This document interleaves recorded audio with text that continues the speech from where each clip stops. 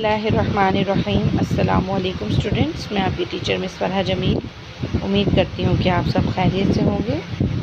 Students, जैसा कि आप जानते हैं कि हम जमात अव्वल में यानी क्लास 1 में कुरान पढ़ें आसान तजवीद के साथ इब्तिदाई कायदा पढ़ रहे हैं।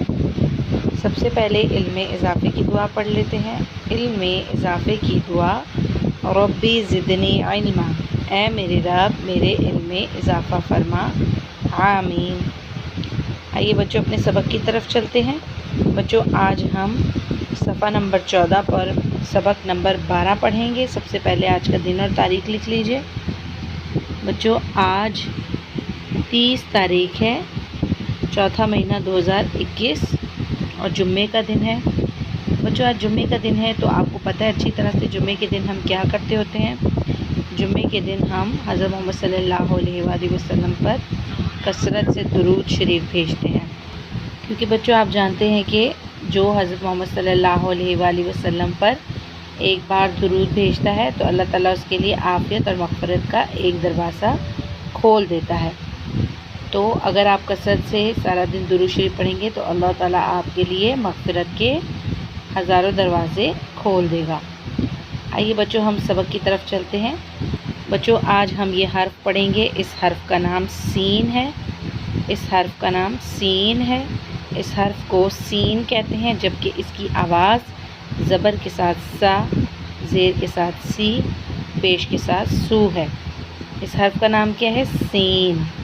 इस हर्फ की आवाज़ ज़बर के साथ सा, ज़ेर के साथ सी और पेश के साथ सू है। मेरे साथ पढ़िए। सफ़ीनतुन, कश्ती। बच्चों, यहाँ पर आपने इसके मायने लिखने हैं, कश्ती। बच्चों, अब इसके मखरज की तरफ चलते हैं। मखरज किसे कहते हैं? मखरज कहते हैं उस जगह को जहाँ से किसी भी हर्फ की आवाज़ निकलती है। जहाँ से किसी भी हर्फ की आवाज़ निकले वो उस हर्फ का मखरज कहलाती है। ये सीन है और इस हर्फ की आवाज़ कहाँ से निकलती है? ज़ुबान की नोक को सामने वाले ऊपरी और निचले दांतों के किनारों से जब लगाते हैं तो सा की आवाज़ निकलती है। ज़ुबान की नोक को सामने वाले ऊपरी और निचली दांतों के किनारे से लगाने से सा की आवाज़ निकलती है। बच्चों, आपने इसे सीटी के साथ अदा करना है। बच्चों, ये सख्ती के साथ पढ़े जाने वाला हर्फ है सा। जैसे आपने इससे पहले ज़ा पढ़ा था, उसी तरह सा, इन दोनों का मखरज एक ही है। तो सा को आपने सख्ती से पढ़ना है। सा सफ़ीनतुन कश्ती, सा सफ़ीनतुन कश्ती। बच्चों, अब हम सरगर्मी नंबर 1 यानी इसकी अशकाल की तरफ जाते हैं। तो बच्चों, ये सीन की यानी सा की मुकम्मल शक्ल कहलाती है। मुकम्मल तौर पर सा इस तरह से दिखता है।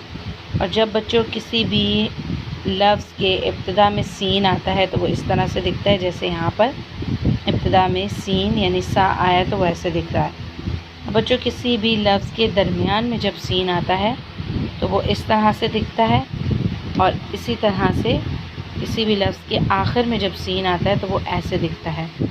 तो ये सीन की मुकम्मल शक्ल, ये सीन की इब्तिदाई शक्ल, ये सीन की दरमियानी शक्ल और ये सीन की आखिरी शक्ल है।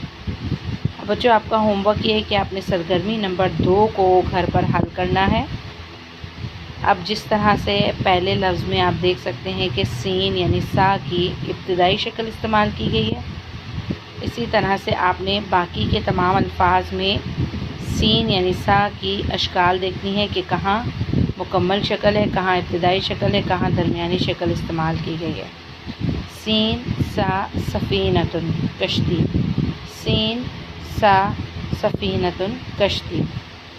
मुकम्मल शक्ल, इब्तिदाई शक्ल, दरमियानी शक्ल, आखिरी शक्ल। बच्चों, आपने ये याद रखना है। अपना बहुत ख्याल रखिएगा। अल्लाह हाफ़िज़।